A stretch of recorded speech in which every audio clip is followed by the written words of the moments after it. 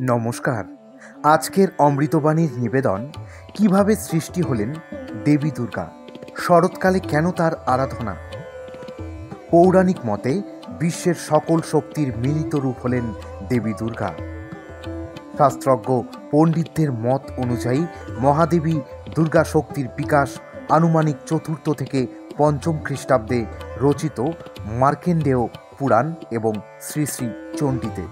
তবে সূত্রপাত হয় মহাভারত, বিষ্ণু পুরাণ, হরিবংশ, দেবী পুরাণ, ভাগবত ও বাসন পুরাণ। মহাভারতের বিরাট পর্বে ও ভীষ্ম পর্বেও দুর্গাস্তব আছে।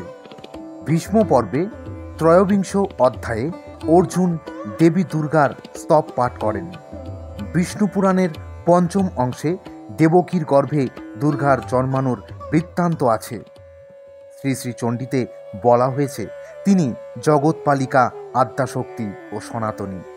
পুরাকালে মহিষাসুরের অত্যাচারে স্বর্গ থেকে বিতাড়িত হয়ে দেবতারা শ্রী বিষ্ণু ও মহাদেবের কাছে সাহায্যের জন্য উপস্থিত হন। প্রবল পরাক্রমশালী মহিষাসুরকে বধ করার জন্য সকল দেবতার তেজ থেকে এক অপূর্ব নারীর সৃষ্টি হয়।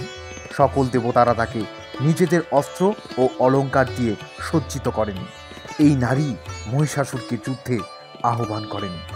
প্রচণ্ড যুদ্ধের পর ত্রিশূল দিয়ে গেঁথে মহিষাসুরকে বধ করেন দুর্গা। এছাড়া মধুকৈটব, শুম্ভ নিশুম্ভকেও পরাজিত করেন তিনি। শ্রী শ্রী চণ্ডীতে বর্ণিত আছে, প্রাচীনকালে রাজা সুরধ ও সমাধি বৈশ্য সর্বহারা হয়ে নিজেদের সব কিছু ত্যাগ করে বনে গমন করেন। বনের মধ্যে তারা এক মুনির নিকট যান। মেধামুনি নামে ওই ঋষি সব শোনার পর তাদের বলেন, বিশ্ব সংসারকে বাঁচিয়ে রাখার জন্য জগতের পালনকর্তা বিষ্ণুর যে মহামায়া শক্তি, তারই প্রভাবে এই রকম হয়। সেই মহামায়া প্রসন্না এবং বরদা হলে মানবের মুক্তি লাভ হয়। মুনির উপদেশ পেয়ে সুরথ ও সমাধি মাটির প্রতিমা গড়ে 3 বছর কঠোর তপস্যার পর দেবী তুষ্ট হয়ে তাদের দেখা দেন এবং মনোবাঞ্ছনা পূর্ণ করেন। পরবর্তীতে বসন্তকালকে দুর্গাপূজার উপযুক্ত সময় নির্ধারণ করে বাসন্তী পূজার প্রচলন করেন। রামায়ণ অনুসারে শারদীয়া দুর্গাপুজো বা অকাল বোধনের সূচনা করেছিলেন শ্রীরামচন্দ্র।